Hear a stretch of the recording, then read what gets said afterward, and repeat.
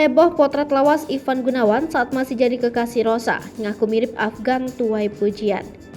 Tengah heboh beredar potret lawas Ivan Gunawan jadi sorotan publik. Pasalnya Ivan Gunawan melalui akun pribadinya @ivan_gunawan Rabu 8 Juni 2022 yang mengunggah potret lawasnya kala itu. Namun tak disangka potret tersebut didapatkannya dari sang mantan, Rosa, yang hingga kini masih menyimpannya saat masih menjadi kekasih Ivan. Sudah bukan rahasia lagi bahwa Rosa dan Ivan Gunawan pernah pacaran di masa lalu. Dan sampai detik ini, Rosa dan Ivan Gunawan masih menjalin hubungan baik, meski kisah masa lalu mereka kerap jadi bahan ledekan. Dalam unggahan tersebut lantas Ivan mengatakan jika potretnya kala itu mirip dengan Afgan, pria yang dikabarkan dekat dengan mantan kekasihnya Rosa. Tak hanya itu, dalam potret lawas tersebut nampaknya penampilan Ivan yang terlihat berubah drastis. Pria yang kerap disapa Igun ini dulu terlihat kurus dan tinggi. Igun yang mengenakan baju kaos dan celana panjang dengan berpose tangan yang dimasukkan ke dalam saku celana. Dalam unggahan tersebut sontak dibanjiri beragam komentar warganet yang tuai pujian.